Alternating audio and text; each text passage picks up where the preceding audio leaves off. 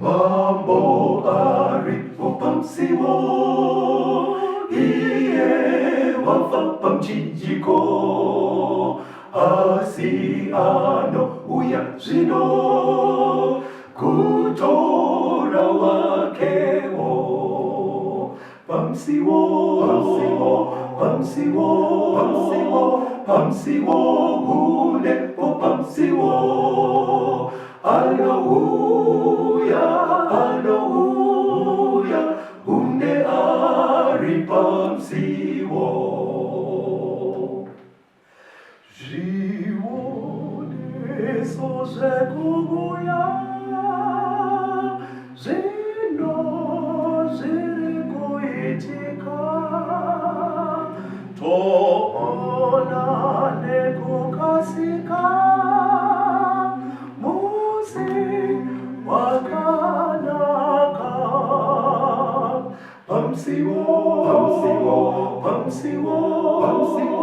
Pamsiwo, unde po pamsiwo. Hallelujah, unde ari pamsiwo. Cameras rolling. Kwaziwai vateereri, tinokuchingamidzai kuchirongwa The Second Coming of Christ chamunopiwa naPastor Gift Rhodzi vekuNorth Zimbabwe Conference of the Seventh Day Adventist Church pamwe chete navaCaston Betera, Assistant Publishing Director kuEast Zimbabwe Conference of the Seventh Day Adventist Church. Mustudio nhasi tina Sister Charlotte Chakabveyo vari kutiisira musign language. Kwazai vateereri vaBetera, tokuchingamidzai vateereri. tinoda kutenda hurukuro yatiinayo nhasi inoti urwere part 1. Tichatungamirirwa navaBetera, gaiti vatakupinda munyaya munomwe. Ndo chidzidzo chatinacho. Tichatanga nekuerenga kuna Matthew chapter 24 verse ya 3 neverse ya 7. Mateo 24 verse 3 neverse 7. Wakati agara pagomo reMiorivhi, vadzidzi vake vakauya kwaari vari voga vakati, tiudzei kuti izvozvi zvichagova riiniko, nechiratidzo chekuuya kwenyu nechekuguma kwenyika chichava chipiko. Verse 7. Nokuti rudzi ruchamukira rudzi, noushe huchamukira ushe, nenzara dzichavapo, nehosha, nekudengenyeka kwenyika kunzvimbo zhinji. Bible Jesu ari kubvunzwa nevadzidzi kunzi nyaya iyi yamuri kutaura yekuguma kwenyika nekuparara kwezvese ichaitika rini. Chimwe Jesu chaari kubva aburitsa pavhesi ya 7 ari kuti zvimwe zviratidzo zvicharatidza kuti nguva yaakupera. Maearthquake hongu aripo nenzara, but chimwe chataurwa pastor kwanzi hosha, Kurwara kwevanhu, madiseases, sickness, urwere. Alright. Parova pari kubva chidzidzo chanhasi. Saka Jesu mukutsanangura kwaari kuita ari kuedza kutoreva kuti mazuva ano ekupedzisira nyaya yeurwere ichakurumbira zvakadaro pakati pevanhu. Kungave kuwanda kweurwere kana mhando dzacho dzezvirwere. Jesu ari kutoti nyaya yehosha chimwe chinhu chichanongedzera kuti nyika yakunoguma. Saka maitiro atoda kuita mufundisi kuvateereri vedu chidzidzo chedu ichi, toda kuti kana urwere chiri chinhu chichakurumbira zvakadaro mazuva ano, kureva kuti panyaya yeurwere panoda kucherechedzwa. Because panogona kutoafekta kana matiro kedu, kana kutotitadzisa kugona kugadzirira kuuya kwaJesu.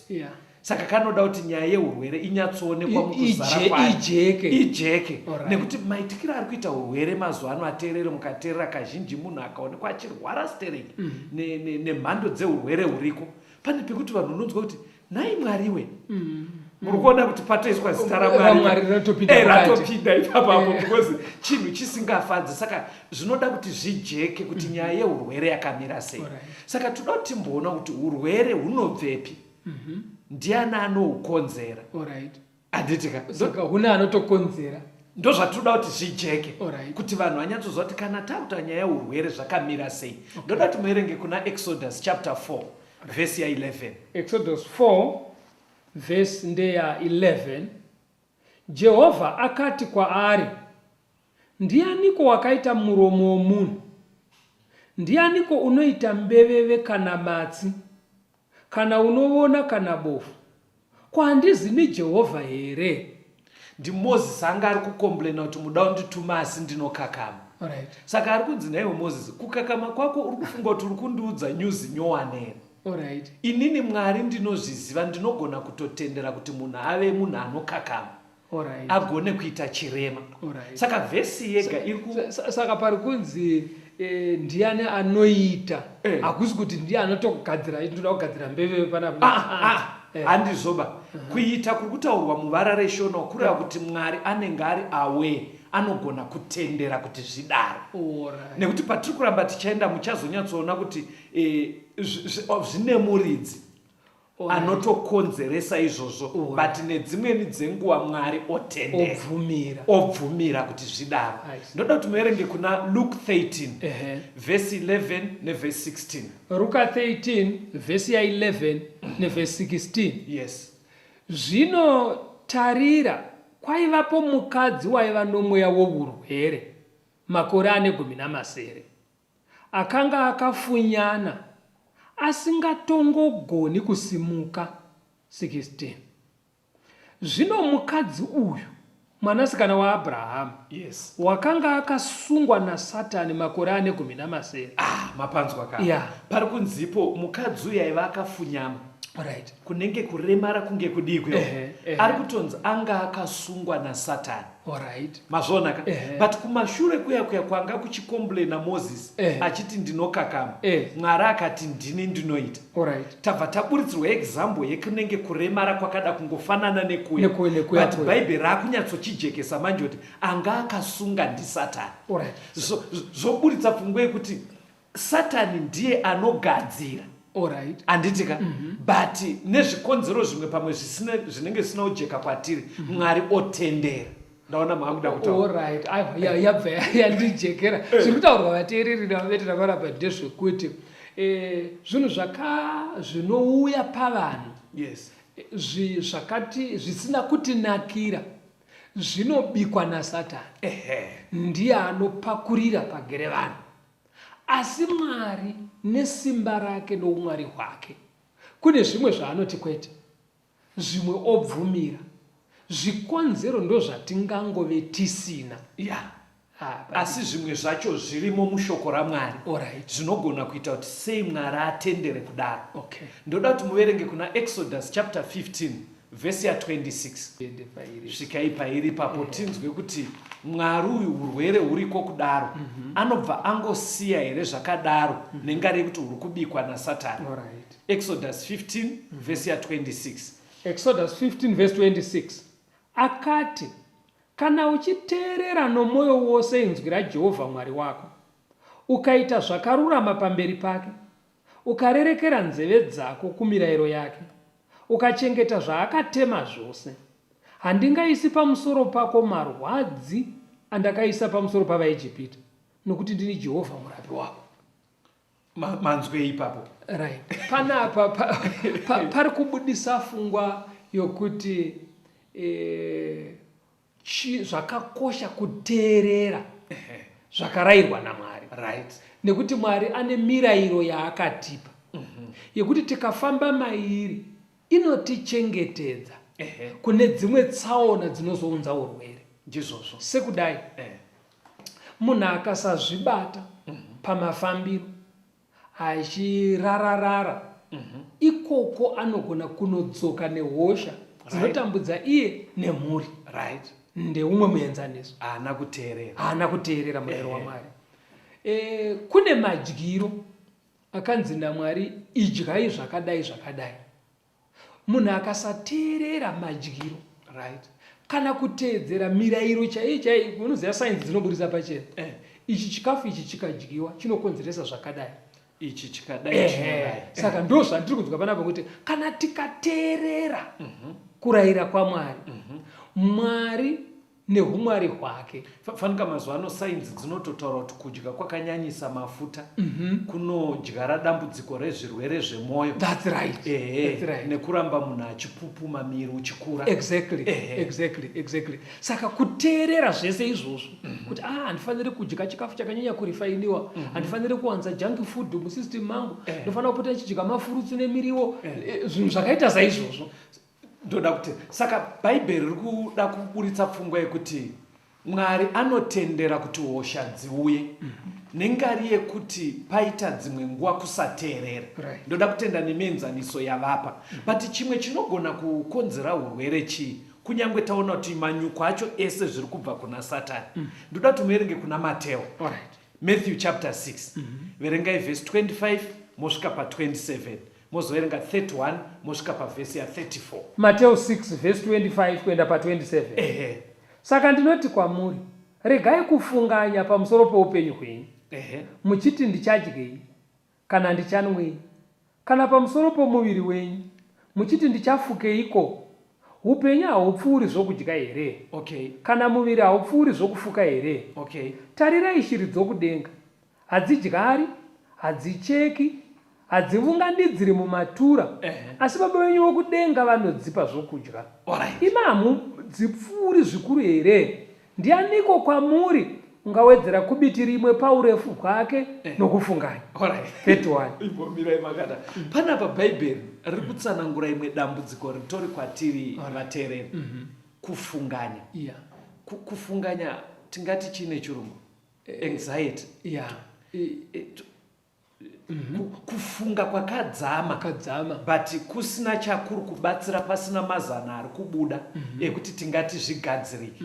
Saka pari kunzi kufunganya dzimwe nguva hakuna zvakunototibatsira kana wari wari ndizvozvo ndovara racho kuva wari chiverengai verse 31 kusvika pa 34 munzwe zvinogona kukonzerwa newari. Verse 31 yaMateo 6. Naizvozvo musafunganya muchiti tichadyei kana tichanwei kana tichafukeiko, nokuti vahedheni vanotsvaka izvozvi zvose, nokuti Baba venyu vokudenga vanoziva kuti munoshayiwa izvozvi zvose. Asi tangai kutsvaka ushe hwaMwari nokururama kwake, izvozvi zvose zvichawedzerwa kwamuri. Saka panapa vateereri pane imwe mhando yekurwara kuri pakati pedu zvatinoti ma-mental disorders, kana kuti kushushikana kwepfungwa mufundisi, kwekuti unonzwa vanhu vachiti astress chaivo, apinda mudepression. Imwe mhando yeurwere huri kuwanikwa pavanhu kunyanya mazuva ano ekupedzisira. Ipapo pabva patopiwa yambiro nesolution. Zvabva zvajekeswa zvikanzi vateereri, dzikumwe kufunganya hakuna zvakunototibatsira. Kana uri mupfupi ukarara uchifunga siri kuti neupfupi hwako haumuke wakareba, ndizvozvo zvino hazvina zvazvinochinja, but uri kutowedzera, unopedzisira wamudepression nezvakadaro. Saka kufunganya chimwe chinhu chinogona kushandiswa newakaipa naSatani kuti chiuyise urwere kwatiri. Ko umwe urwere hunobva papi? Ndoda kuti muverenge pana Genesis 48 verse ya 1 na 2. Genesis 48 verse 1 na 2. Shure kwaizvozvo Josefa wakaudzwa zvichinzi, tarira baba vako vanorwara. Iye akatora vanakomana vake vaviri Manase naEfremu. Jakobo akaudzwa zvichinzi, tarirai mwanakomana wenyu Josefa wouya kwamuri. Israeri akazvisimbaradza akagara pauvato. Israeri ndiJacob akaudzwa nzi Joseph ari kuya. Anga akura manje. Hanzi kutomuka kwaaita pamubhedha aitoita zvekutambura. Zviye zvekuti unonzwa munhu achiti yowe achimuka kuratidza kuti nyama hadzichada. Saka ipapo pari kubva pabuda pachena kuti humwe urwere hunowanikwa pakati pedu huri kukonzerwa neold age. Unoziva kuti kuna vanhu vasingabvuma kuti sekuru atokura. Unzwa kuti tikutadza kuziva izvinezvi mabhonzo ava ari kungonetsa, takazoita hatisi kuti vanhu vasaita hanya nevanhu, but chimwe chiri kutokonzera urwere ka i-old age. And old age ndiani akawisa old age mfundisi? NdiMwari, ndiSatani? Kuchembera. Kuchembera tingati kuwanda kwemakore, asi paanenge achiwanda muviri unoenda uchisakara. Saka kusakara kunoita muviri kwakaunzwa nechitema, saka tikati zvakabva kuna Satani. Toda kutenda nekutsanangura. Saka pfungwa iripo musazokanganwa kuti in case uchangojoina chirongwa uri kuti saka ndiani anokonzera urwere? Varume vaya vari kuti kudii?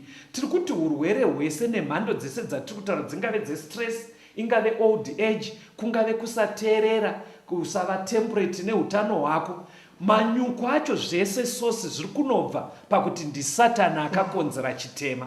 Ndoda kuti mutarise imwe mhando iri pana 2 Kings chapter 1 verse ya 2. Madzimambo echipiri chapter 1 verse ya 2 inoti kudii? Zvino Ahazia wakanga awira pasina pahwindo yekamuri yake yokumusoro yaiva paSamaria, akarwara. Akatuma nhume akati kwavari, endai mundobvunza Bhaari Zebhubhi, mwari weEkroni, kana ndichapora pakurwara uku. Uyu murume ari kutaurwa ndaaive mambo, kwakutsvedza mheno pahwindo paaive, kana gumbo rakaminyuka here, Wadonha kubva maupstairs. Wadonha kubva paupstairs, ndofunga rakaminyuka kana kuti rakatyoka pozvimba mheno. Kwakuti endai munobvunzira kuti nyaya yegumbo iyi. Saka umwe urwere type yekunetseka iripoka maaccident, because munoziva zvinoita unogononzwa achiti vana vangu vese ndakavazvarira pano, ndochitsvedza pazvitubhu yekicheni nhasi. Saka kwaarika anenge aida kutobvunzira kuti chii chambokonzera kutsvedza ikoko. Munhu anotsvedza mutabhu dziyadzi madhishi ekugezera. Saka urwere huri pamhando dzakasiyana ende hucharamba huchiwedzera mazuva ano ekupedzisira vateereri, but zvinenge zvine kuchenjera kuti unyatsoisa pfungwa pamwe chetoona kuti kurwara kwangu kuri kuita manyuko achibva papi. Hongu tati kwese kuri kubva kuna Satani, but panoda kuti uone kuti hausi kuteerera here, yange iri accident here, haasi makore apinda nawo here, kuitira kuti ugone kunyatsoziva zviri kuitika mazuva ano ekupedzisira. Toda kutenda ipapo. Ngatimbonzwai kambo vateereri, tiuye toenderera mberi nechidzidzo chedu chatiri kuti urwere. Rambai makateerera.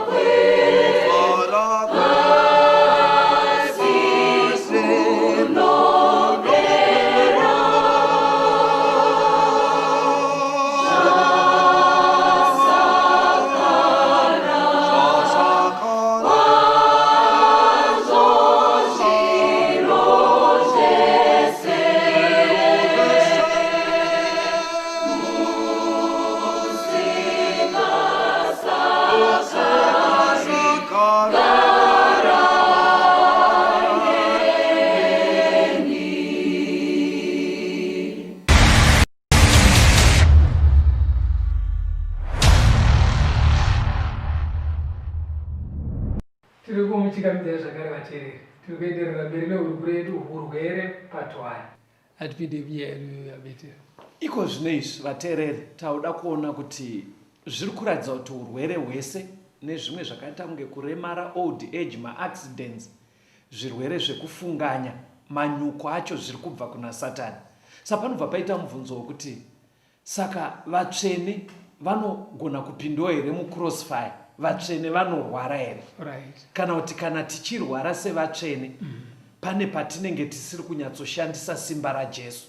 Right. Toda kuti tuone kuti mubvunzo wakadai kuti urwere kana unogona kuuya kuvatsvene here, kana kuti ukaona hwatoenda kumunhu iyeye kuratidza kuti pane chikero chaasati asvika asisina ukamana Mwari. ndosaka toda kuti tuone mienzaniso iri mubhaibheri. Ndoda kuti muerenge kuna Job 1 verse ya 1. Job chapter 1 verse 1. Yes. Kwakanga kuno munhu panyika yeUzi wainzi Job. Munhu uyu wakanga akakwana, akarurama, waitya Mwari achinzvenga zvakaipa. Pana patiri kupiwa murume anonzi Job. Imwe example inotaurwa mubhaibheri yevanhu vaiva karurama. Alright. Aitoita zvitema zvekuti akaona kuti icho achinzvenga. Hanzi aita zvakarurama pamberi paMwari. Chiverengai pana Job 2 verse 7 nevhesi ya 8. Job chapter 2 verse 7 na 8. Naizvozvo Satani akabva pamberi paJehovha, akarova Jobho namaronda akaipa, kubva patsoka dzake kusvikira pamusoro wake. Akatora chaenga, akazvikwenya nacho, akagara pasi pakati pamadota. Job panapa taakuratidzwa achirwara nemamota. Ende bhaibheri harina kunyenyeredza, rabva ratotaura kuti ndiSatani akaita izvozvo direct. Jobho mutsvene wache, mutsvene yeye. Satani ari kutonzi akabva atonokonzera mamota paari. Mwari vachibva vabvumira. Mwari vakatotendera kudaro. Dai taverenga pahurukuro iri pamusoro. Zvaitoitika nguva iyoyo, kwete kuti tibva tatoti ndozviri kuitwa matara acho pamunhu ega ega nhasi. Asi pandimai zveshuwa Mwari akatoti ndakutendera kuti Job apinde muchimiro chakadaro. Tingadzidze zvakawanda pana Job, but pfungwa ndoda kuti mubate vateereri ndeyekuti muri kuzvionawo here kuti munhu akarurama saJob akatorwara nemaronda nemamota miri wese, kwanzi aitozvikwenga achigara kugomba remadota. Izvi hazvizokonzera here betera kuti wozi muchikamu chekutanga pambobuda pfungwa yekuti tofanira kuteerera. Handiti hazizokonzera kuti chero vamwe vane musikanzwawo kana azorohwa ongoti Job akatambudzika. Chakanakira chidzidzo cheduka, hatisi kuda kunopinda kudzimba kwevanhu tichiti iwe uri kurwara nei, iwe uri kuona kurwara kwauri kuita mufana wainetsa kuchikoro here, iwe uri kudaisonzi mainyanya. Chidzidzo chedu hachidaro, redivhangeri rekuti vanhu vauye kuna Mwari vararama vachizwa kuti mazuva nekupedzisira hosha zvadziri kuwanda zvakambomira sei. Saka panapa Job munhu akatorurama asi ari kurwara. Toda kuona mumwe muenzaniso kuna Madzimambo echipiri chapter 13 verse 14a. Madzimambo echipiri chapter 13 verse ya 14 chikamu chokutanga. Zvino Elisha akarwara nokurwara kwaakazofa nako. Mapanzwa kapa. Elisha akarwara, ende hanzi kurwara ikoko ndokwakatozomuuraya. Kuratidza kuti hosha iyi yakaramba yakasimbira zvekuti haina kukwanisa kuporeswa kusvikira afe. Elisha ndeupi? Elisha ndiye muprofita waMwari kauya ukusiyirwa bhachi naElijah. Uye akati ndipe migove miiri yemweya uri pamusoro penyu. Elisha ndiye kuti mukateera nhoroondo yake akasara oita minana. Ndiwo kuenda kurwizi novafana paya pavaiva madhomo epachikoro chevaprofita vafana vakwereta demo repa next door.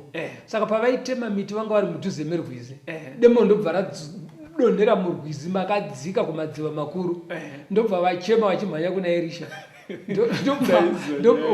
Anonzi hanzi akaita demo rekuita kunge kuraura nechitanda kukweza mvura rairawira chinotema chisimbi chacho ndo chakawira kumvura ndobva chaflota ndobva chadzika po chakwira pamusoro.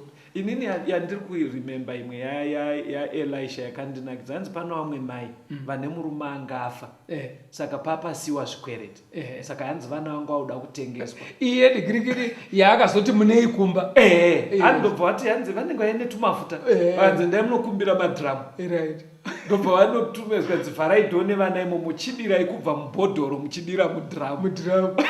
Madhiramu ese akazara. Hanzi ese akazara ndakuti dziya dzanga dzisingori nyaya dzemubhaibheri. Aiwa, because unoziva kuti kufunga ikuku kuti dzaziri nyaya cheteka kwakaitwa namambo uyu akazoti because Elisha zvaakazoita ka Eh. paaifamba munzendo dzake akasvika pamukadzi wepanhingirikinoyo Pashunemi. pashunemi ka Eh. vaimupa pekuti apote Pekugara, achidya ndobva azovanamatira vakabata mimba vakaita mwana mwana uya afa vachibva amunamatira akamuka Iyo saka mai vaya vazoendawo kune imwe nzvimbo murume wavo afa Eh. mambo aikurukura nemuranda aibva muranda waErisha achinzi iwe wonyaya yaiti iwe ndiri kungonzwa kunzi Elisha aita zvimwe zvinhu zvinogara zvakadaro nzi saka uyu gazi achirondedzera manzi kuti Elisha akamutsa mumwe mukomana achingodaro ndobva panoka padho mukadzi uya mushunemi uya ndobva anoka nemwana wake achiti ndakaa ndambotiza drought yakaitika kunoko but ndakasvika munda wangu wainivhedwa atitowazvona ndobva zvanzi nagazi ndo amai vachiva vava saka itori nyaya yakatorara inyaya chaidzo dzitori iriyo tingarambe takutaura zvaElisha vateereri Elisha nezvimwe zvamunotoziva zvaakaita zvekuti vana vakadyiwa nemapere vachidii ndiElisha bhaibhori riri kuti nemabasa ese makuru akadaro akarwara iye Elisha ende chakatozomuuraya urwere iye achimutsa vakafa saka pari kunobuda pfungwa yekuti tinyatsoona kuti urwere hwakamira. Ndoda kuti muone mumwe muenzaniso uri pana vaKorindo vechipiri chapter 12 verse 7. vaKorindo vechipiri 12 vhesi ya7 zvino kuti ini ndirege kunyanya kuzvikudza nokuda kwoukuru kwazvo hwezvakandizarurirwa ndakapiwa munzwa munyama yangu nhume yaSatani andirove kuti ndirege kunyanya kuzvikudza. Ndiano ndiPauro. Pauro. Imimi kuvafundisi ndakatombonzwa nyaya idzi chitsanangudzwa ende ndozvadzitori zveshua. Vanoti Pauro kunyangwe aiparidza kudaro anonzi anenge aive nedambudziko here raive rei raari kutaura pandima apa kuti ndakanamata kuna Mwari kuti wakomana ndakanamata katatu achitsanya kuti ndiporesewo padambudziko iri. Chii chaiitika? Vanodzidza zvakadzama vanoti Paul ainetsekana nemaziso eyesight. Alright. Saka anonzi ndo munzwa ndokutaura kunoita vamwe vanoti ndo munzwa waimunetsa. Alright. Akanamata asi Mwari wakati uchagara wakadaro. Iye ari munhu waMwari aiparidza kudaro. Pauro ka anotonzi vamwe zvavaiita vaiti kana Paul akanzwa kuti ari kupfuura nenzira iyo aine kwaari kuenda vaimhanya nemurwere ari pastretcher bed votonomugadzika musaidhi menzira mumvuri wake paunopfuura nepamurwere. Asi machinda aitonyadzwa machinda chaiyo vaitore vanhu sesu kudeyo ndozotaura James yandinoziva manje ndakati Pauro hanzi kwaita vanhu vakatumwa dzimwe nguva vaona ari bhizi achigadzira matende hanzi ndo basa raiti ari kutosona achicheka matende achipukuta dikita okanda hengichefu apa hanzi vakaona kuti murume hatigona kumusumudza pabasa hanzi vaitora hengichefu dziyaidzi nadzo kumisha kwavasunzira pamurwere opora. Saka pari kundinetsa ndepekuti simba rakadaro richiratidza kuti raishanda maari but panapa bhaibheri riri kuburitsa kuti iye aive neurwere zvichida hwaakatosvika pakufa ainawo amutsa yutiko. Saka zviri kunge zviri kuti kuvateereri urwere huine manyuko kubva kuno wakaipa Mwari atendera hunogona kutowanikwa pavanhu vaMwari hunotowanikwa pavanhu vaMwari zvekuti pfungwa imwe yekuti pane pfungwa inotaurwa nzi no takaporeswa nemavanga aJesu saka kana tavana vaMwari urwere hufane kuwanika ingabatsirike sei? Iyo inotobatsirika nekudzidza zvatiri kutoita izvo zvizvika munhu anofanira kunzwisisa kuti kana ukarwara zvakanaka kushuvirawo kupona asi ngatizivei isusu tiri kurwara nehama dziri kurwarirwa kuti chero nevana vaMwari vanogona kurwara. Iye zvino ndoda kuti munzwe vamwe vaifamba naPauro vairwara zvakare vateereri kuna vaFiripi 2 vhesi ya25 kusvika pavhesi ya27. vaFiripi 2 vhesi 25 to 27. vaFiripi 2 vhesi 25 kuenda ku27.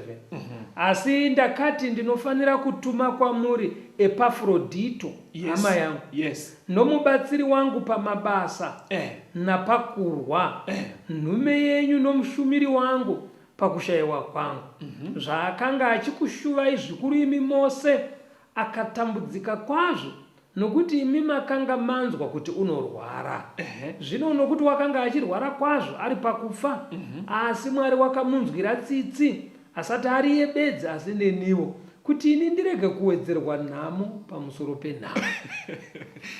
Ndipo ari kunyorera vatendi vaive kuguta revaFiripi. Zvikanzi wedweka ndingadai ndakakutumirai Epafrodito kare. Right. And I think by now message yakasvika kwamuri kuti Epafrodito chakaita kuti asauye akanga achirwara. Right. And ndoda kukuudzai chokwadi airwara zvekudoda kusvika pakufa. Right. NdiPauro ari kuvarondedzera zvikanzi but ndoda kutenda Mwari akazomurwira. Right. Saka yezvinanani because dai kuri kwekuti akanga afa zvazvatoo nedambudzikowo kwandiri. Inini wacho ndandisino kugadzikana, saka nyaya iyi akabatsirwa Epafrodito zvikatobatsirawo neni.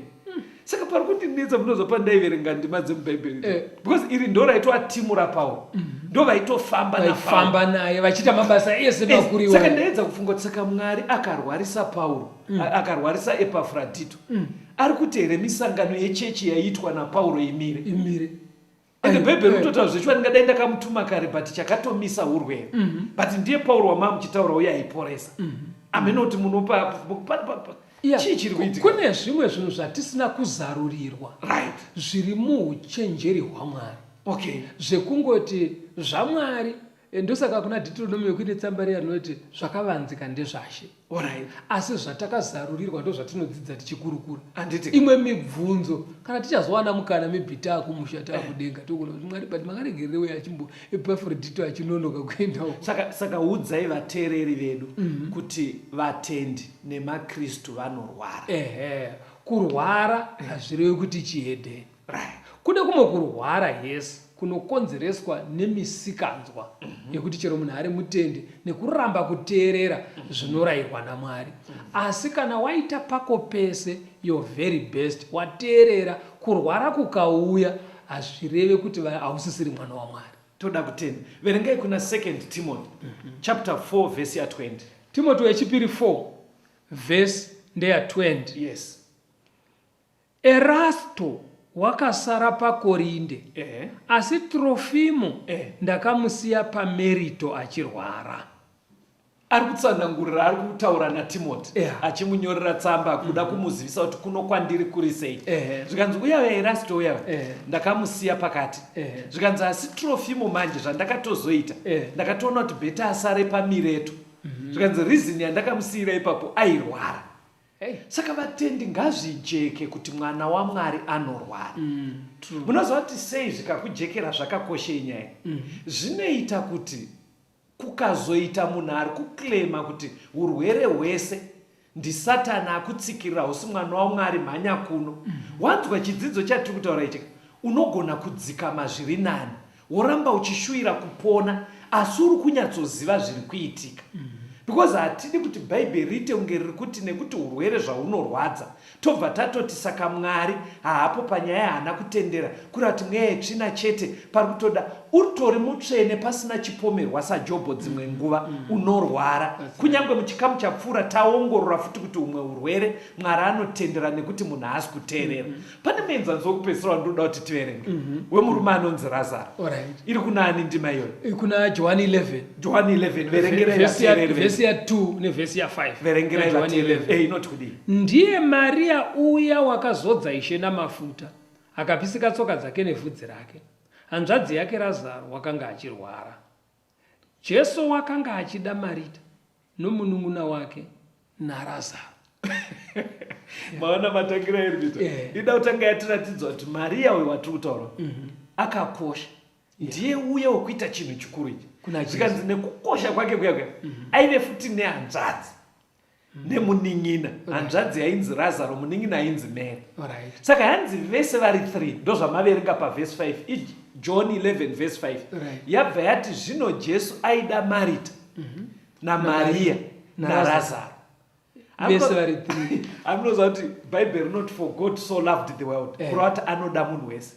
Asi ukaonawo bhaibheri raakuzonodonongodza pavanhu vese ivavo raakuzonosvika pakuti Jesu aitoda vadzidzi vake, but ukazoonawo bhaibheri raakunodonongodza kuti Jesu aida Razaro. Ani mukuzona, but achidiwa kudaro mukaverenga nyaya yaRazaro akarwara zvekuti Jesu akatotumirwa message unzi uya wamunoda shamwari yenyu iri kurwara. Zvobva zvaisa pachena kuti vana vaMwari vanorwara. Ndopfungwa yandinoda kungoti icheke apa wanyatsojeka. Vana vaMwari vanorwara mufundisi. Muri kwamuri ikoko uri mwana waMwari, shingaira kuti uone kuti ukurarama zvese zvinodiwa, but vana vaMwari vanodii? Vanorwara. Zvikuru sei patatangira pana Mateo 24:7. Tikuda kuti zvijeke nekuti Bhaibheri rakatota kuti mazuva ane ekupedzisira hosha dzichawanda. That's right. Saka kuitira kuti usazoita imwe anxiety kufunganya, iwewe shingaira kuita zvinodiwa naMwari, but vana vaMwari, Mwari anogona kutendera kuti varware. Ndofunga katimbodzwa kambo mufundisi. Vateereri rambai muripo, toya toenderera mberi nechidzidzo chedu.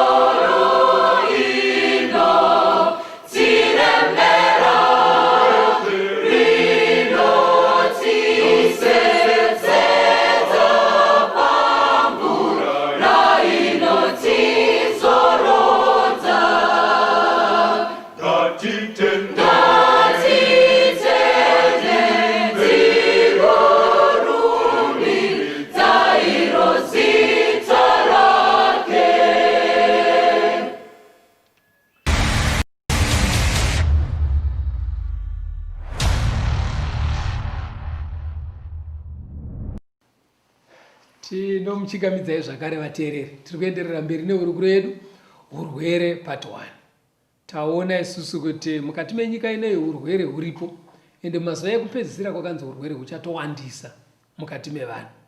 Taona kuti pakurwara kunenge kuchiita vanhu mazuva ekupedzisira hazvisiwo vana vaMwari. Nevana vaMwari vanorwara. Chimwe chinhu chabuda muzvikamu zvataita zviviri ndechekuti kune kumwe kurwara kunogona kunzvengeka. Kukuti kunozouya pamunhu kwakonzerwa nezvaitwa nemunhu. Kugozoitawo kumwe kukuti Mwari anongotendera kwabva kuna Satani kouya. Kana tichiti vana vaMwari vanorwara, hazvirevi kuti zvanaka aiwa. Zvakaipa, asi zvakaipa tinongoti ngazvijeke kwatiri kuti mukurarama itsaona zviwira vanhu zvinoburukira pamusoro pevanhu mukati menyika ino iyi. Hatiendeni pamberi munhu waMwari. patauda kuti tichiona ndepekuti saka torarama sei Alright. kana urwere huri kubata vasina hanya naMwari nevane hanya naMwari. Inyaya yekungoyeva here. Mwari anoti kudii. Tichaverenga kuna Job chapter 2 verse ya 3 to 5 tozoverenga verse ya 6 to 10. Job 2 verse 3 to 5. Jehovha akati kuna Satani, wachirekedza muranda wangu Jobho here? Nokuti hakuna munhu wakafanana naye panyika, munhu wakakwana, akarurama, anotya Mwari achinzvenga zvakaipa. Nazvino unorambira pakururama kwake. Yes. Kunyange iwo wakandikurudzira kuti ndimuparadze asine mhaka. Yes. Satani akapindura Jehovha akati, ganda rinotsibuka neganda. Zvose zvaanazvo munhu ungazviisira upenyu hwake. Asi tambanudzai ruoko rwenyu zvino murove mafupa ake nenyama yake, ipapo uchakushorai pachena. Ukunzwa zvekutaura Satani. Satani ari kutika Mwari vanhu ava ndovaziva. Vanogona kunyepera kumira kuita kunge vari vatendi, vagoita zvese, but tikasvika pakuvarova ganda ravo, kuisa urwere mavari, mirai muone zvinoitika. Ndo argument ina Satani yo. Saka urwere kuna Satani chitori turusi, chombo chaanotoshandisa. Chombo chaanotoziva kuti akaona kuti dzimwe nguva uyu munhu anetsawo. Chimwe chezvombo zvaanotoburitsa chaanotoziva kuti munhu ukanomurova paurwere soka anogona kuita zvamamusingatarisi. Sezvakaitwa namambo uya wokutuma vanhu kun'anga iye adonha nepawindi. Exactly, mazvonaka. Semumambo iye akanzi imba yatsva anogona kuti ko takaya tine chinhu panyika Mwari atora. Anoona kuti munhu anogona kunyepera kazvonzi komotikari yakaparara asi vakabuda. Nonzwaita kuti Marata zvinhu zvatinoshandisa panyika ko takaya nazvero. But patinonosvika pautano hwake manje zvarova panyama, ndo paunoona kuti munhu anoda kuti chinje. Saka ndo pfungwa ina Job. Saka pfungwa ina Job ateerera. Ndo pfungwa iri kutaurwa naSatani. Ndo pfungwa iri kutaurwa naSatani. Pfungwa iri kutaurwa naSatani vateerera. Hatisi kuda kuti Satani awini. Saka muri kuona tiri muno mustudio. Tinoda kuti urwere patiri kusangana nawo kuzvipatara tichienda kumavhiziti uchiuya kwatiri tichigomera, tinoda kuti iyi pfungwa ina Satani timupuruvhire kuti nesimba raMwari urwere kunyange hwatumbukira nyika yese isu tinogona kumira. Inzwai mafambiro yakaita nyaya yacho pamberi, verse 6 to 10. Job chapter 2 verse ya 6. Jehovha akati kuna Satani, tarira iye uri paruoko rwako, asi koga urege upenyu hwake. Naizvozvo Satani akabva pamberi paJehovha, akarova Jobho namaronda akaipa, kubva patsoka dzake kusvikira pamusoro wake. Akatora chaenga akazvikwenya nacho, akagara pasi pakati pamadota. Ipapo mukadzi wake akati, zvino pakururama kwako here? Shora Mwari ufe hako. Asi iye akati kwaari, iwe unotaura sezvinotaura mumwe wevakadzi mapenzi. Tingagamuchira zvakanaka bedzi paruoko rwaMwari, tisingagamuchiri zvakaipavo here? Pazvinhu izvi zvose Jobho haana kutadza nomuromo wake. Dai muri kuparidza kuchechi vanhu vaibva vati amen. Unonyatsoona kuti murume amira. Zvishwa munoziva kuti hanzi akarwa nemamota kubva kuzvigunwe kutsoka. Bhodhi yese. Ndobva kutogara kugomba remadota uko. Achizviisa madota kuitira nhunzi dzinenge dzichida kumhara dziyaidzi. Hanzi mukadzi ndiye akada kuzosuggesta kuti iwe tuka Mwari ufe. Aedza kuti iko mukadzi kuti karwariro kaita Jobho akanga atonetawo naiye kuti betanisare ndiri chirikadzi. Betanditi hangu chirikadzi pakadai.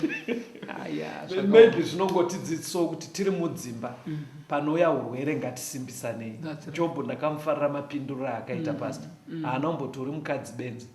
Akati unoita semumwe wevakadzi mapenzi. Aitoziva kuti kunyange papotseka mukutaurawo. Saka panouya urwere huri serious, ngatiedzei kukurudzirana. Kwete kuchovhera munhu kuti aende kwekuti atadzire Mwari. Wedwe urwere uchirwadza uchigomera, waita nyukira, waita magomarara nezvirwere zviriko zvese izvi, tisatadzire Mwari nemiromo yedu. Mwari hatingogamuchire zvakanaka chete paruoko rwake. Mwari anogona kutendera urwere vateereri. Ngatirambei takamira tisingatadzire Mwari. Saka ndo chimiro chiri munyika. Saka pandiri kuti urwere uchawanda pataura Mateo 24. Bhaibheri rinenge rinoda kutoticha kuti urwere uchiwanda tisatadzire Mwari nemiromo. Kureva kuti tikaona ari kurwara kana kuti aita accident adimbuka adini, zvinoda kuti tisatamburitsa muromo wedu kuti nai Mwariwe tinyatsa kufungisisa kuti matauriro atiri kuita nekumwe kutaura kwese tiri kutaura here tichinyatsonzwisisa zviri urwere panyika. Endeka kutadza hakusi kungotadzira Mwari nemuromo chete. Vamwe vanotadza nemuromo, Right. asi vamwe vanotadza nekuzoita. Vanoita sei pastor? Zvekupedzisira munhu wakuenda kun'anga. Zvamambuya kuti unoziva kuti vanhu pavanenge vachida isoka chero kune manesi chaiwo kana madhokota anototaurira murwere kuti hazvizvega kusirabhasi dzavo dzekumayunivhesiti hazvimo kuti kune zvimwe zvisiri mishini inenge ichitarisa yoshaya. Alright. Ivo manje kana vazosvika vakupractical uko unozwa kutaura kuti hai zvazvizviga izvi. Ende kazhinji vanoti madii kumbomutora kufamba naye. Ipapo ndoda kuti muzopedzisa ndokunogona kudaro kuine vanotibatsira panyaya dzeutano nditaure navo. Inzwai vanhu vaMwari, zvashayikwa nemishini zveshuwa zvashayikwa, but hatiregei kutadzira Mwari nekuendesa vanhu kusingadiwe naMwari. Beta tingoti weduwe isu takundikana nemishini.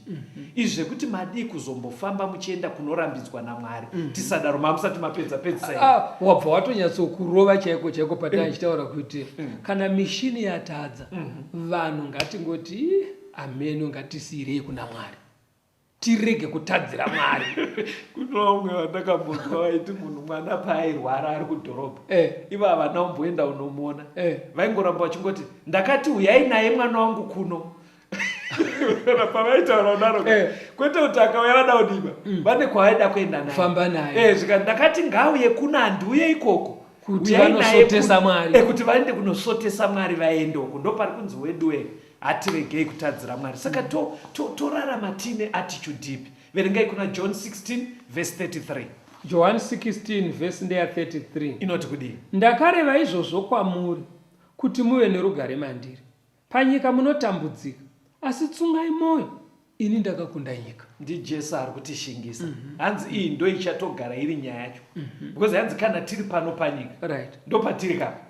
Pari kutonzi panyika patiri vateereri zvinotowanikwapo ihosha neurwere nemaaccident nekutambudzika kwavanhu.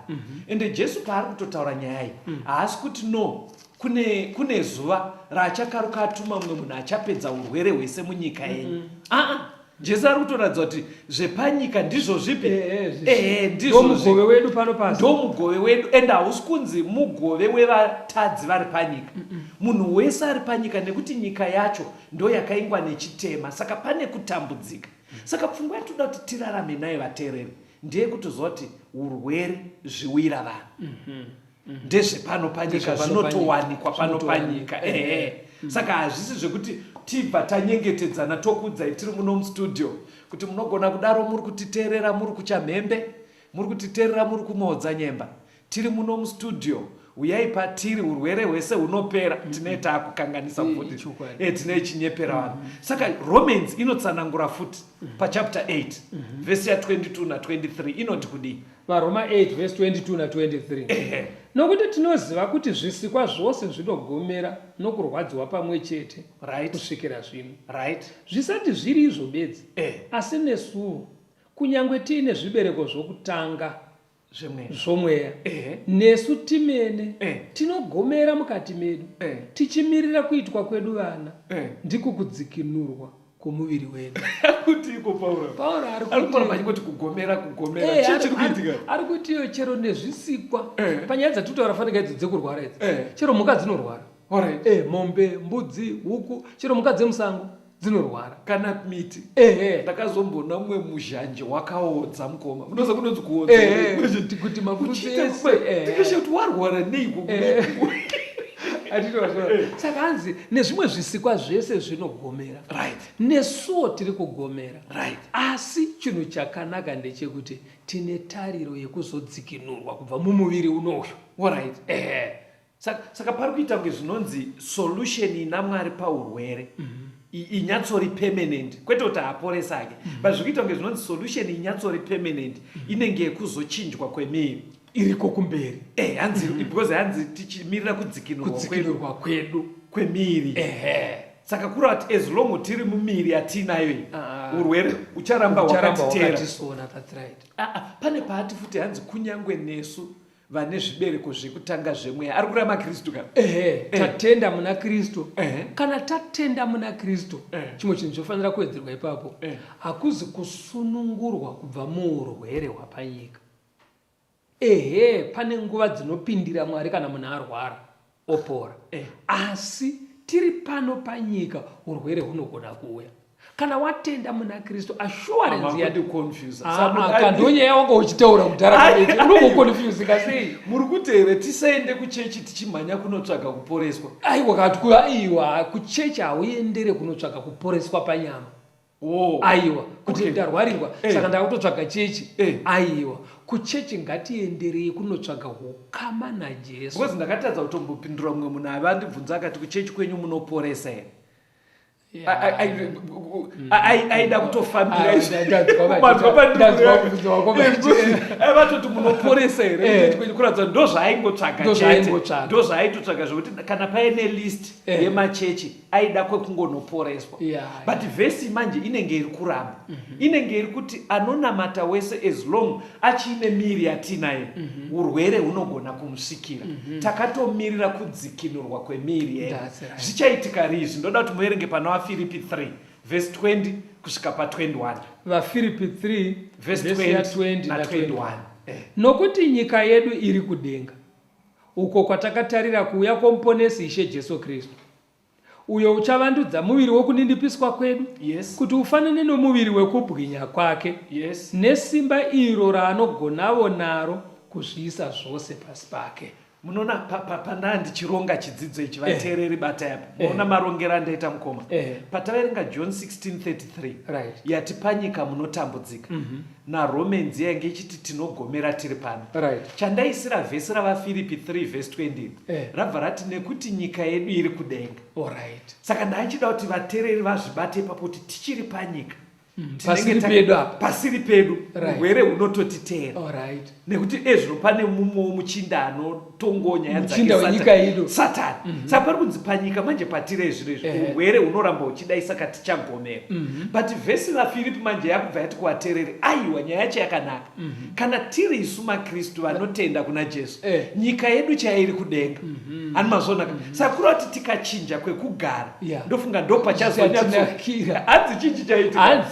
Kana auya Jesu watakamirira, achachinja miviri yedu yekunindipiswa, anachinza yekunindipiswa inorwara yacho achaichinja yofanana newake. Ipapo tofanira kuti amen vateereri. Saka maitiro ataita chidzidzo chinechi chibva mushoko raMwari. Toda kukupai tariro vateereri kuti hopu chaiyo iri permanent yekuti tizoti kwasarai kuurwere iri pakuuya kwaJesu.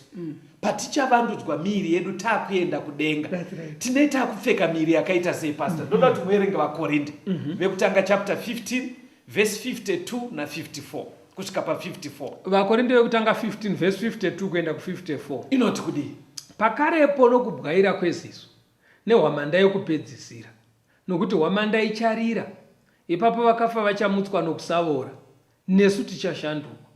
Nokuti ichi chinovora chinofanira kufuka kusavora, nechichi chinofa chinofanira kufuka kusafa.